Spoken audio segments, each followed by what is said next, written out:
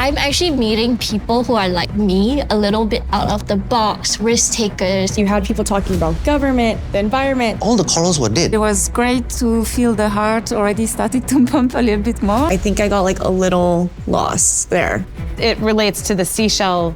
No. It doesn't. And this is pre the AI, so it's true story, yeah? Visually beautiful. More about empowering more people to do good. That's a big idea. That is a huge idea. 1, 2, boing! Any one of us could go to the global stage. My brain was like, whoa.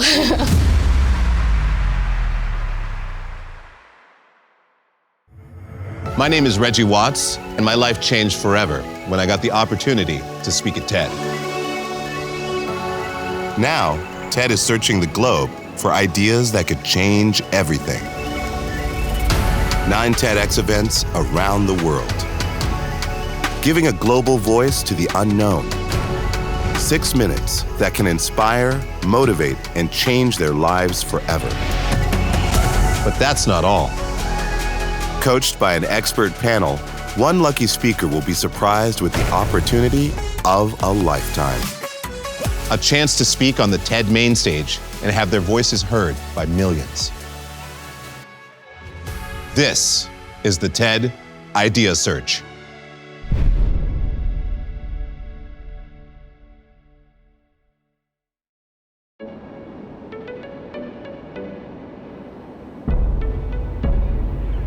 Singapore, Asia's only city-state.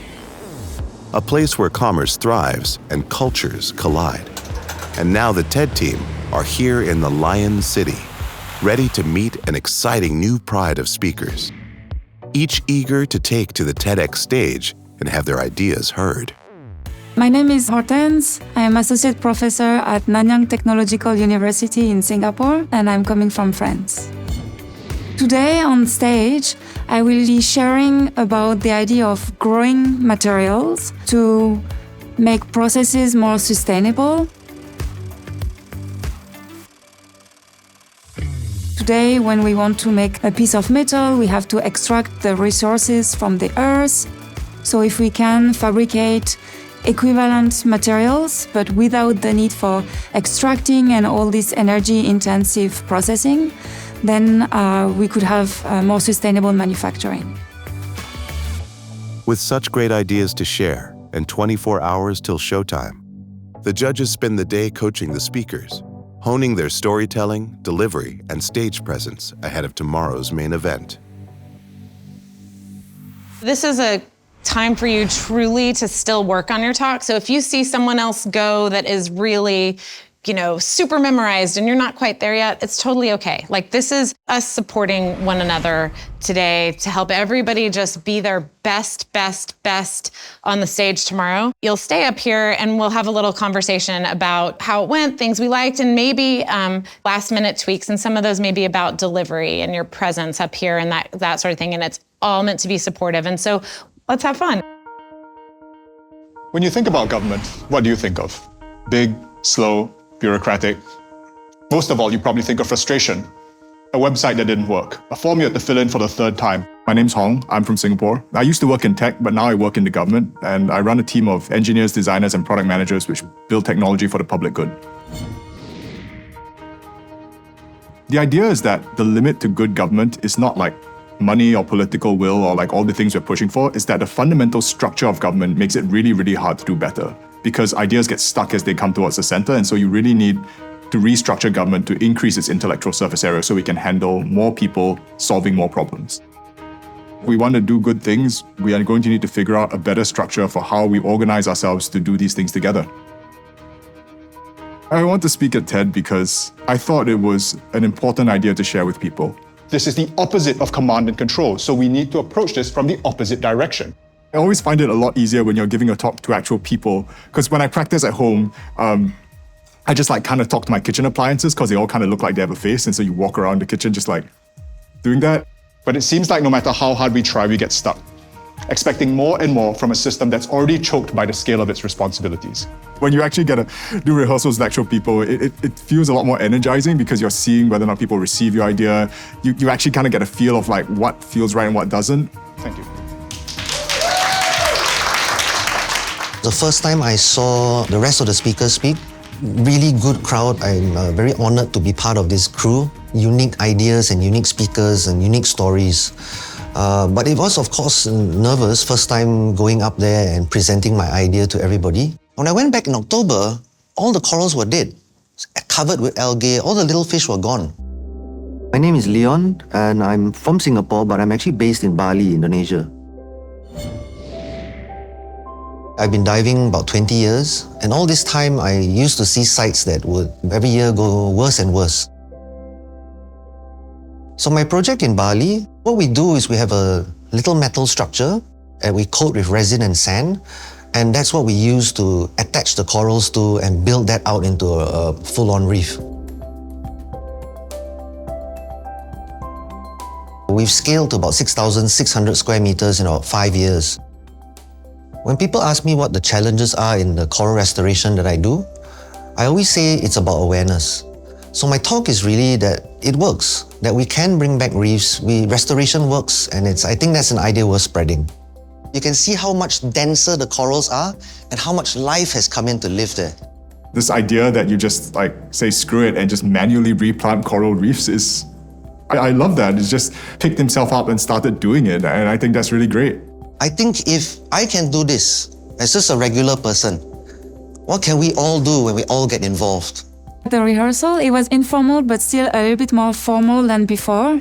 So it was great to feel the heart already starting to pump a little bit more. Put it under the microscope, this is what you will see.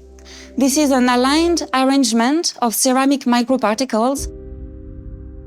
I'm used to give conferences to a more scientific audience. We cast this suspension onto a porous substrate so that the water gets sucked out from the porous substrate, leading for the consolidation of the material. So although I think I still explain the research, I still show electron micrograph, but I do not present it in that way so that I think anyone can still understand without having any background knowledge. Depending on the orientation of the particles, we can enhance the mechanical properties, enhance the thermal conductivity, or enhance the electrical conductivity. I think I got a little lost there. We started with a porous biopolymer scaffold, which you can see here. I got a little confused when you were talking about biopolymers because I was as someone who has no idea what that is. The biopolymer is the scaffold, the porous thing I show. Yeah, but that comes from it relates to the seashell. No. Oh, it doesn't. Okay. Maybe just a sentence that elaborates a little more. Hortense comes from academia, so it makes sense that she has a talk that is sort of coming across like a lecture. She's very much in the science in her head and gave a talk that allowed us to stretch a little bit in thinking about the science. But she'll need to remember tomorrow that this is not a lecture, and she'll have to deliver this in a way that is really connecting with the audience. I have areas where I can explain a little bit more, so I will incorporate this today. For us clowns, the failure is a beautiful moment for us. It's a gift. The rehearsal is good. It's the first time I've done it in front of a bigger crowd, and I quite enjoyed it. I'm Shanice Stanislas. I'm from Singapore. I am Singapore's professional clown girl. Growing up here, we value a lot of success and perfectionism. Sometimes we're not really thought about how to fail and how to just show the different sides of ourselves, like our vulnerable side or our silly side. So today I'm sharing about how clowning helps you deal with failure very well. It's helped me a lot to deal with my own setbacks and find a way to be more resilient. So I thought if that helped me, then why not share this great idea with the rest of the world? Going to a big stage like Vancouver for me would be to just have the opportunity to share that idea in a big way. And who knows, we might have more clowns come out of that talk. clowning helped me build this emotional muscle to help me build the resilience for the bigger versions of flops in my life, like grief or heartbreak. I mean, that is just delightful. Delightful. It was so fun. She delivered it and just kind of embodied it in such a beautiful way. I did have some things to fix and, trim and, make it like nice and special. I'm dying to know where you went to clown class. Okay, should I say it then? Yeah. So you're not gonna be the clown. Yeah. Let's bring it. I don't want to be a gimmick. Okay, makes sense. I really want people to see clowning beyond just the gimmick of the red nose and the. It felt really important, but I kind of missed it. There are some places where I think you can pause a little bit and just slow down. Okay, got it. Showing us that before and after and what's possible in 2 years is just huge. That really is so impactful. Some speakers have some homework to do today. There were a couple that ran long. Yeah, it's 20 seconds.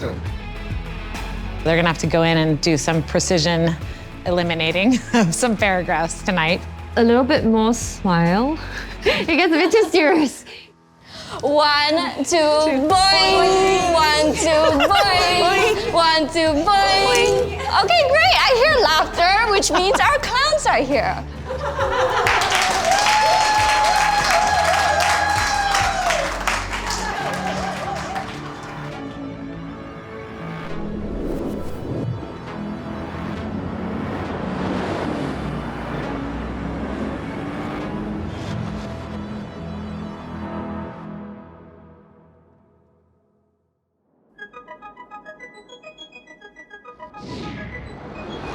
The city awakens, and so do the speakers.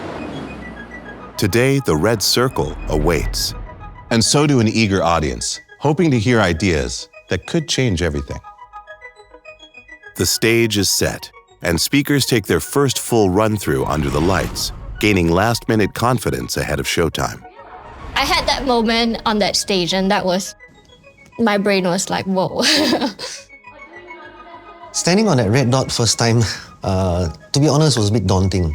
Biggest stage I've ever been on, fair amount of nerves there. Well, you realize how bright the lights are, if nothing else. Makes it really hard to see. Because it's dark, I don't think we will see the faces. So it's a lot less intimidating than I picture in my head before. I guess the fear of public speaking is always there, the fear of seizing up, not knowing what to say, tripping on myself and falling on the stage, or just forgetting an important point that I'm supposed to mention.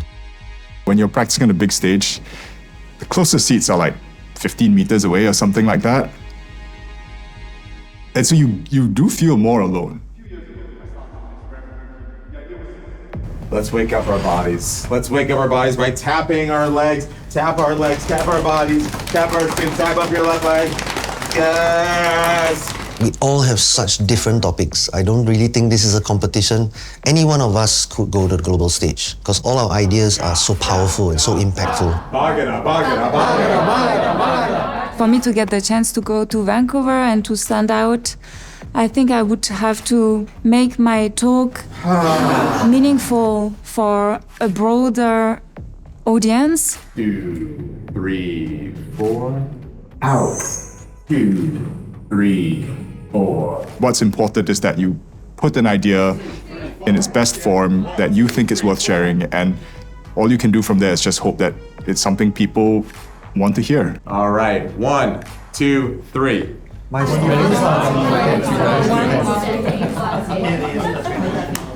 mean, whoever it is, I think it's a great opportunity. We don't feel any pressure. Whoever gets to go to Vancouver, I hope you meet more cool people there. 1, 2, 3. Ideas change everything!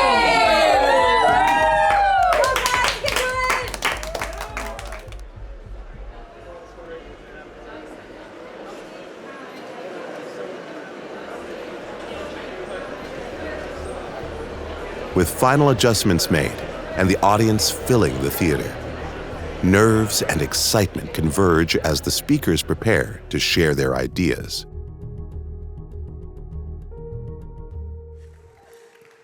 think we're ready, Vivian? Yes, I'm excited. And let's welcome the first speaker. Let's go, Kelly. Let's go. He is a diver turned ocean restorer who has spent over 15 years rebuilding coral reefs across Southeast Asia. Please join me in welcoming Leon Bui. We're ready. Thanks. You look real good up there. Oh, thanks. First up, we have Leon, who is restoring coral reefs off the coast of Bali. He has beautiful before and after Oh my photos. gosh, yeah. Yeah. For me, I do think this is a topic we have heard about before. So can he today make it feel unique enough to make it onto the Vancouver stage? I agree. My story starts in 2010. I was diving in Phuket, this island called Koh Bon. It's a beautiful reef, hundreds of square meters of reef, full of life. Lots of little fish swimming around, mantas overhead. Everybody was so happy that we wanted to go back again in October. But during the summer months, the water got warm, too warm, and all the corals bleached. By the time we got back in October, everything was dead. The whole reef was covered with algae. All the little fish were gone. Visually beautiful slides. It made a very deep emotional impact on me. And I knew I wanted to do something about it. So the first thing I did was I got back to Singapore, and I'm not a marine biologist. I emailed a marine institute, and I told them, I'm a diver, and I saw this happen. I want to do something. What can I help with? Until today, 15 years later, they still haven't replied me yet. So I figured I'm going to have to do this myself. He's like articulating extremely well today. He sure is. This is in 2019. You can see the seabed is littered with the sand and coral rubble, evidence that there was a reef here. Now I want you to look at that statue and the rock. This is what it looked like in 2021.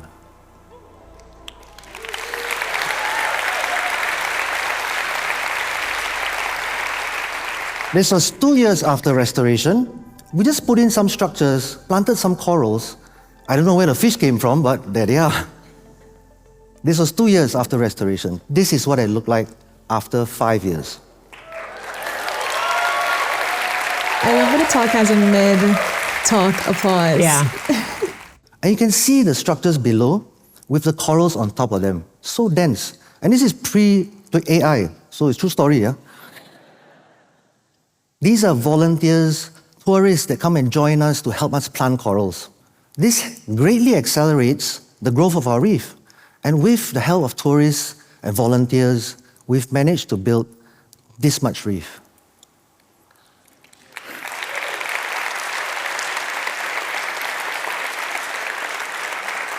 We use this. This is the smallest of the 7 structures that we have. And we plant corals on these metal bars right here, allowing us to plant 320,000 coral fragments so far.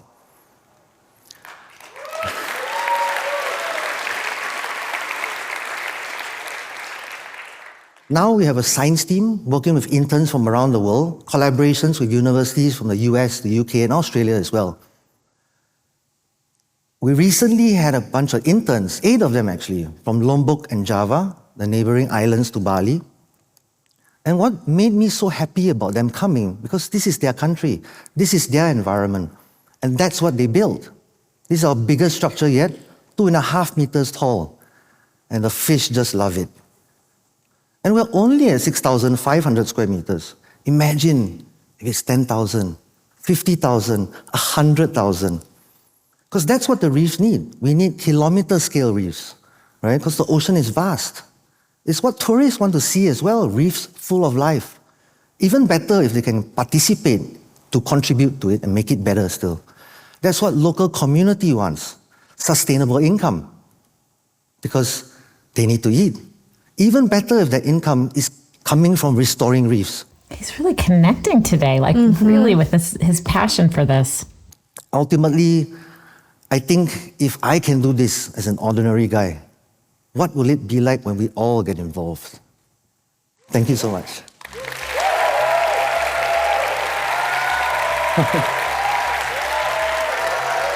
I wish he dove deeper into how the everyday person could help restore these reefs, you know, because he talks about the tourism and like how people are doing it, but I wish there was more of that. The adrenaline.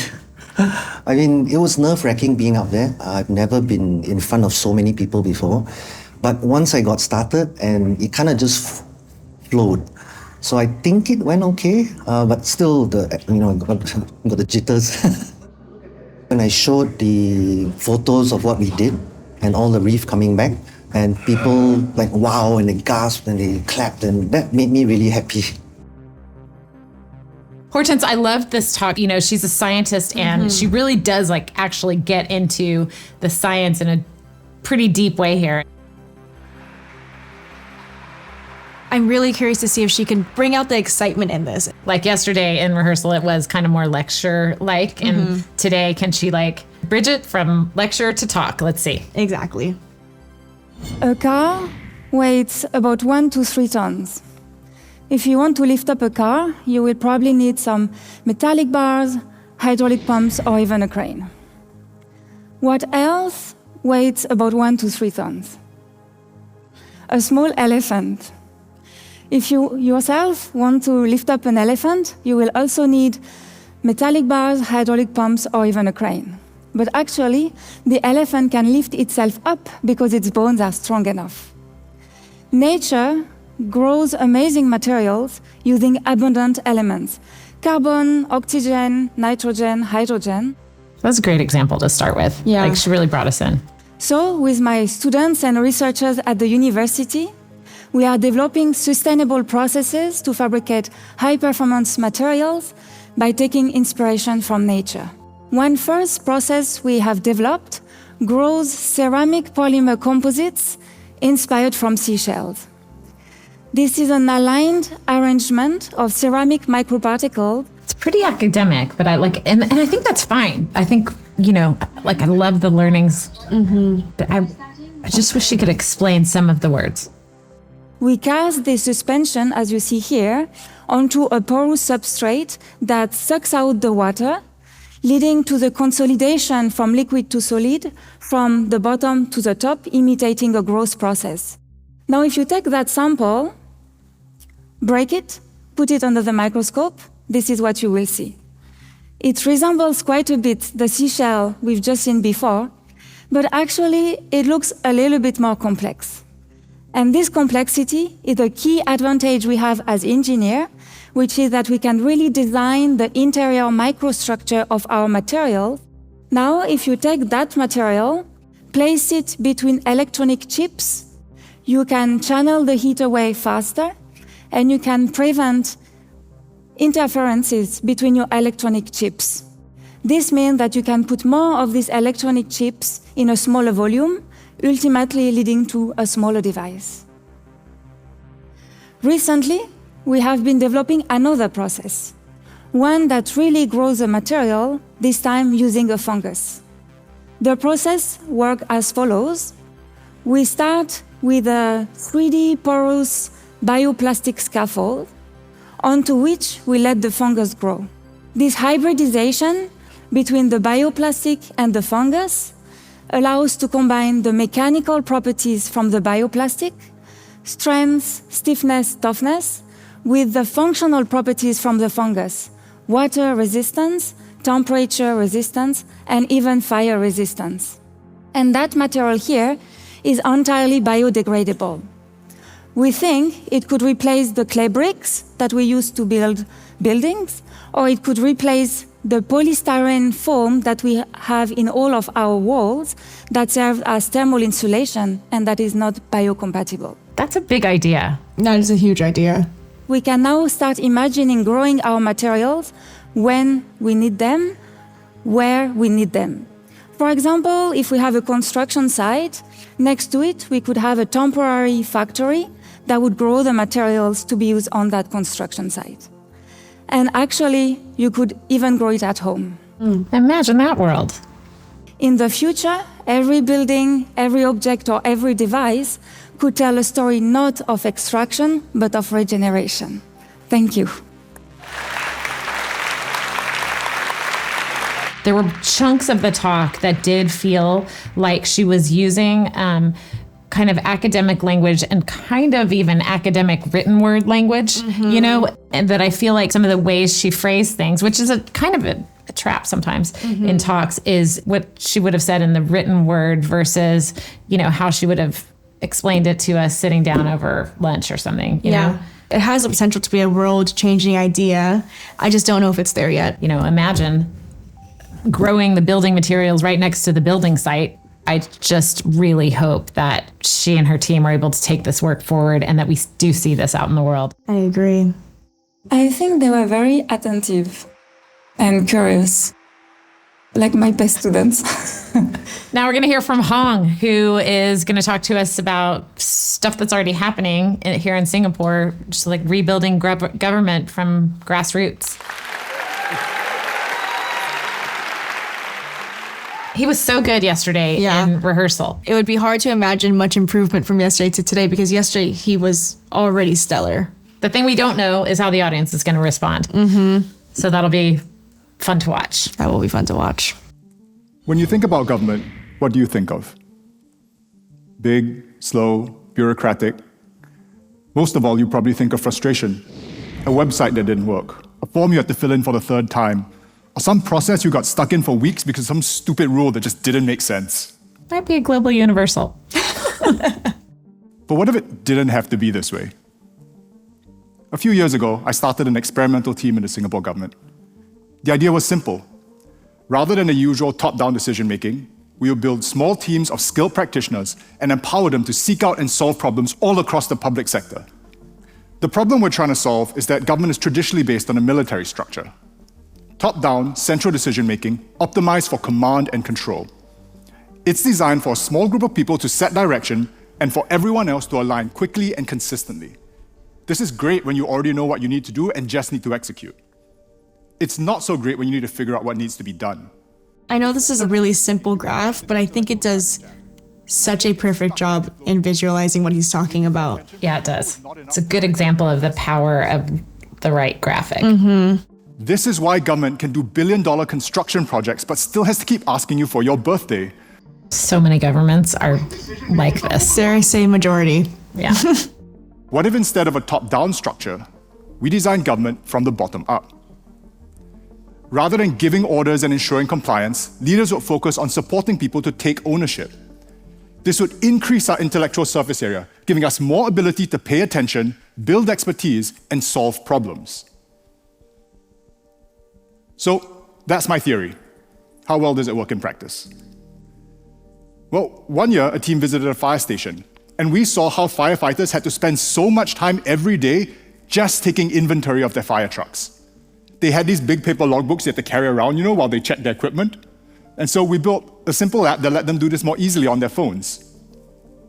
It's now being used by all the fire stations in Singapore, and it saves thousands of man-hours every month that would otherwise literally been wasted just ticking things off on paper. Real-world examples are really powerful. Similar government projects normally take years and cost tens of millions of dollars. We're able to consistently launch new systems in just 6 months with teams of just 5 people. That's a pretty wild statistic. The kind of specificity that he uses in this talk, too, makes it so impactful. It really does. Yeah. Because this works so well for government officers, we decided to open it up to the public.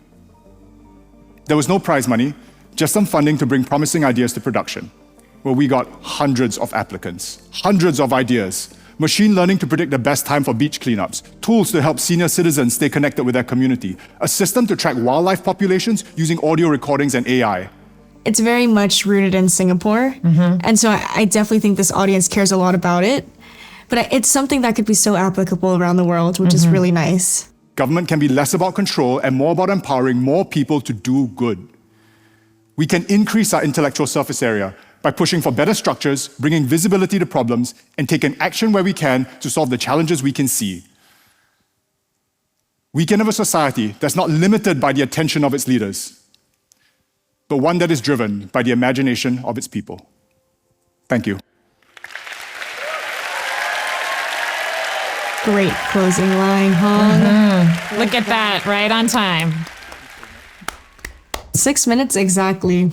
He's going to be really tough to beat. To me, this talk is excellent. It's kind of got everything. It's a big idea. It's a an important idea. It's an idea that's relevant to everyone. And it's an idea in practice as well. Yeah. So he's going to be tough to beat. It's going to be really tough to beat. I feel like I was talking like quite serious things. I don't know how much people grok and anchor onto it, but like, yeah, I think people liked it. I hope it was a good delivery.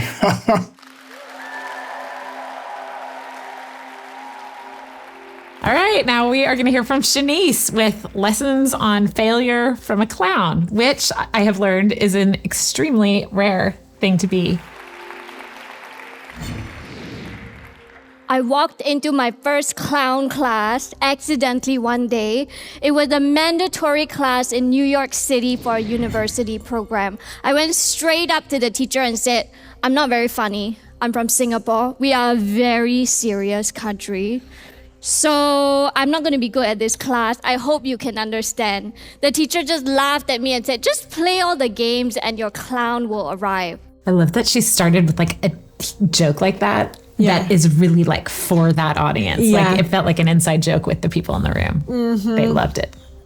I was a typical straight-laced Singaporean, trained to be good, trained to be correct. But here I was in clown class, the only Singaporean, extremely terrified, playing all kinds of silly clown games specifically designed for you to fail on purpose. And every time I fumbled a game or revealed a silly side of myself, my classmates would laugh at me and my teacher would say, "Shanice, your clown is here."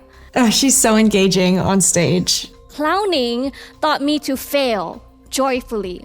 So today, I thought instead of you going to clown school to experience this, I'm going to attempt to bring a bit of clown school to you. How does that sound? Yeah? Okay. Look, people's faces, everyone's smiling. You're going to turn to your friend, or you can look at me, and you are going to count 1 and 2 together, and then we're all going to go boing and make a silly face. Now we're going to do this 3 times, and every time we do boing, it has to be a different silly face. All right, let's try. 1, 2, boing. 1, 2, boing. 1, 2, boing. Great. I hear laughter in the crowd, which means our clowns are here. So when we're young, we have this ability as children to run, we fall on our face, we get back up again, or we say, "Mommy, mommy, look at me, I'm a princess," or "I'm a pirate." And then we grow up.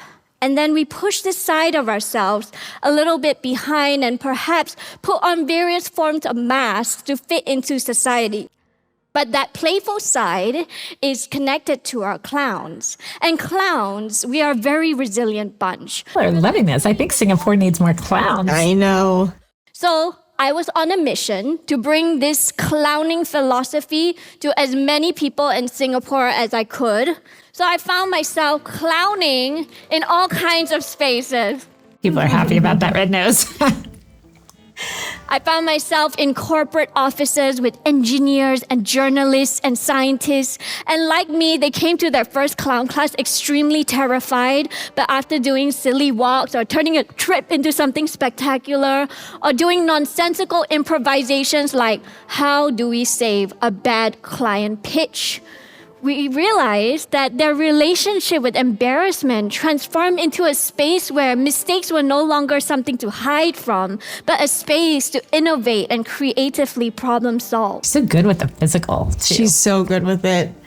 I found myself working with terminally ill children where we would reimagine their treatment so that they can reclaim their joy again. Injections became superhero energy boosters, and beeping machines were the backtrack to our music videos. And in that moment, we weren't patients, but we were superheroes, and for some of us, the 5th member of Blackpink. Clowning helped us confront the scary and painful conversations, not by avoiding it, but learning to laugh through it. I always like to go back to when my teacher said, "Shanice, your clown is here." And I think it's true. I think our clowns are here, ready to meet our failures with joy and laughter, but only if we let them in.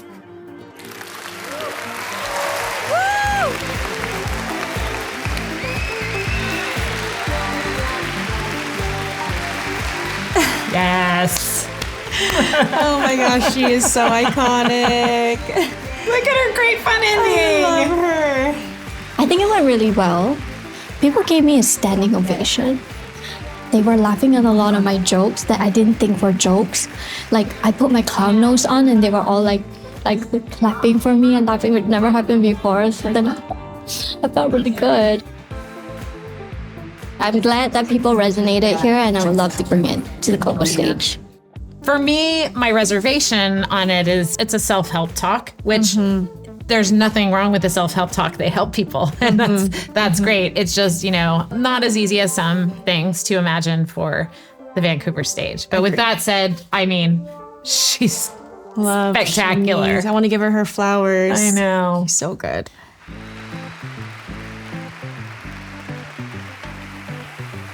From the personal to the visionary, each talk captivates the audience, leaving them intrigued, inspired, and engaged. It was fantastic. Yeah, it's my first TED event ever. And it's really well organized. I think the range of speakers was really diverse. I love it. Everyone was so captivating. I thought the show was really good. It projects a lot of spirit and passion.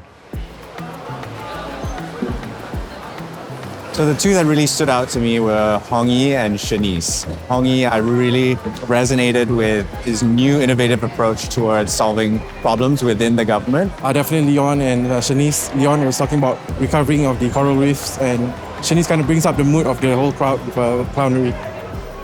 About Leon, it changed the accessibility of the world, and it talks about the marine life. I understand the environment now is changing. I really like the last speaker, Shanice. Yeah, when she was talking about the clown stuff. My favorite speaker was the Shanice, the clown. She was so confident, and in the end she danced like no one was watching, and she was just really funny. She made me laugh a lot. But now it's the panel's turn to deliberate carefully, selecting just one speaker to go on to the TED main stage. Okay, y'all. Wow. We did it. The audience was on fire. So good. So good. So good. So I think we got a lot to talk about here. Yes. Let's get into it. Shanice. Crowd favorite. I mean, her energy is just like actually so unmatched. So unmatched. Embracing failure, embracing the flop. It's good. We've had a lot of TED Talks about it, and it's not unique. I think she'll do great on YouTube. Like, this is a very viral talk for the internet. Yeah. With all of that said, the audience absolutely loved her, and I think she is definitely a contender. Leon. Oh my gosh, the crowd also loved Leon today. Like, his talk, everyone was clapping in between. Every time he had a good stat, they just loved it. He took every single one of our feedback. And he stayed, I think, one of the latest as well with our coaches, still finishing up touches to the script. I think the reservation is he's not the only one doing this. Yeah. But those before and after pictures sure did make an impact. Hortense, I thought she connected today with the audience in the room more than she did yesterday in rehearsal, and I loved seeing that. Her idea is very preliminary. It's still very experimental, research-based. And that's why it still come across very technical in the lab kind of story. I still worry that it felt a little lecture-y and less like a TED Talk. Hong. I think that was his best attempt at the talk compared to all his rehearsals. Yeah, he smiled a lot today, which was good. I mean, I think this is a big idea that is important, and I'm curious to know where he could take it with maybe a little more than 6 minutes, too. Yeah, this talk feels like it was made for the TED stage. Like, it's such a big idea, and I think it also really empowers the regular people in the world. And it's something that also the big head business people should hear in TED as well. This is an idea that's born in Singapore, but it can really have a global impact. I think it meets the world where we are now, and this idea can be really useful. He definitely feels like a contender to me. Decision made, and there can be only one.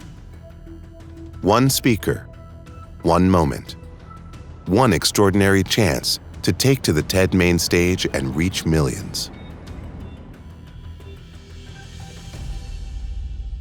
Speakers, first of all, huge congratulations to each one of you. Did y'all hear that, audience? Like, I mean, that was incredible. They were standing, there were whoops and yells and everything. And that's because each one of you did such an incredible delivery of your talk and your idea today. What you had to say really landed. I think the diversity was off the charts. They were all so different, which obviously makes it so hard to even compare them against each other. But I do think that diversity will also help them have really long lives online. But we had to choose one winner to go to Vancouver. And that winner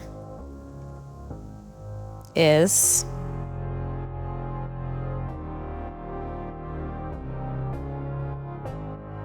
Hongi.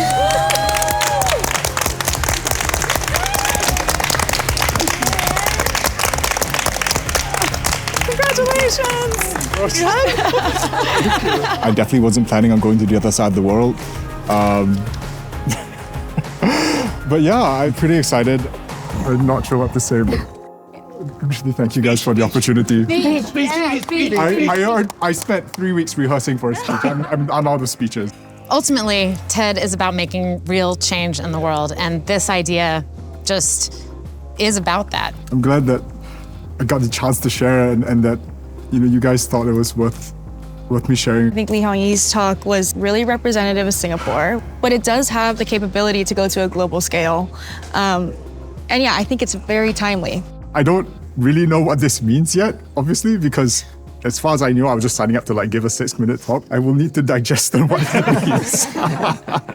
I think I just want to enjoy the fact that an idea landed. And it's not the end. It's barely even the start of the beginning. Thank you. Oh, wow.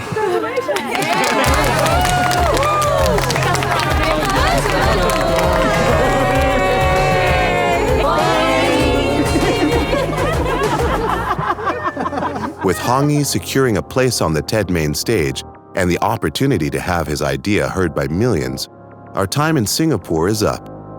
But the TED idea search continues. Next time, we touch down in Chicago. The dream come true. I messed up. Ooh. Bringing tears. You're gonna make me cry. I didn't know it could get better, but I think it just did. You have to try this. I'm gonna kick it.